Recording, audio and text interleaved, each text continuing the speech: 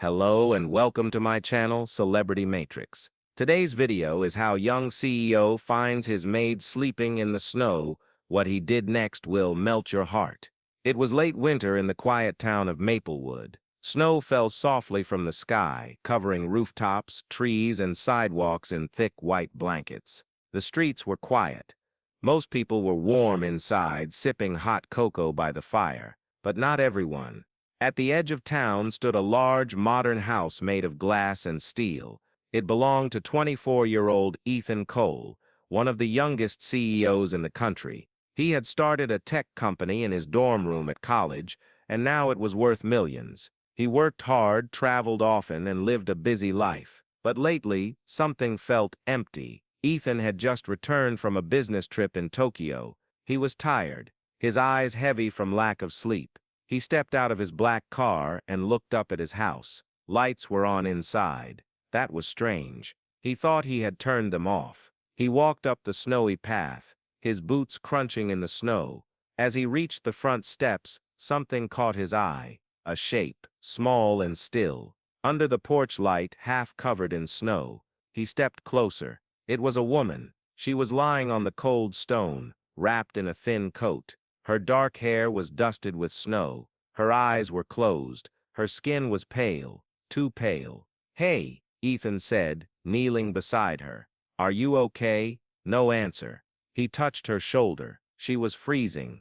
"Oh no," he whispered. "No, no, no." He picked her up gently. She was light, too light, and carried her inside. He laid her on the soft couch in the living room. Her breath was slow and shallow. Ethan grabbed every blanket he could find. He wrapped her tightly and called 911. The operator said help was on the way, but Ethan knew they might take time in the snow. He remembered his first aid training. He checked her pulse, weak but there. He warmed his hands and gently rubbed her arms and face. "Stay with me," he said. "Please stay with me." 10 minutes later, the ambulance arrived.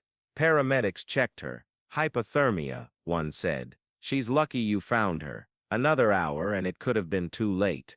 They took her to the hospital. Ethan followed. He sat in the waiting room, his mind racing. Who was she? Why was she sleeping in the snow? And why was the house light on? The next morning, a nurse came out. "She's stable," the nurse said. "You can see her if you want." Ethan walked into the room. The woman was awake now, sitting up in bed. Her eyes were dark brown and tired. "You saved my life," she said softly. "I just found you," Ethan replied. "What happened?"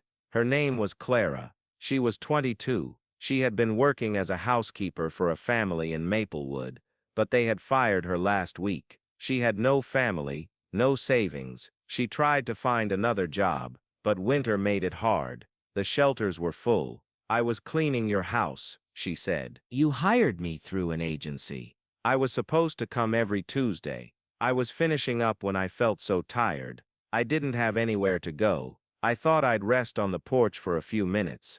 I must have fallen asleep." Ethan stared at her. He had never seen her before. He traveled so much, he barely knew who cleaned his house. "I'm so sorry," he said. "I should have noticed." Clara smiled weakly. "You didn't have to carry me inside. You didn't have to call for help. But you did. Thank you." Ethan sat down. "Where will you go now?" She looked down. "I don't know. Maybe try another town. Or, I don't know." Ethan couldn't sleep. He kept thinking about Clara, about how close she had come to dying, not from violence, not from illness, but from something so simple, cold and loneliness. The next day he went back to the hospital. "I have a proposal," he said. Clara looked at him, confused. "I want to hire you, not just as a maid, as my personal assistant. I need someone to help me manage the house, my schedule, maybe even my company's small office here. I'll pay you well, and you can live in the guest house behind my home. It's small but it's warm, with heat, food, and a bed." Clara's eyes filled with tears. "Why? You don't even know me." "Because everyone deserves a second chance," Ethan said.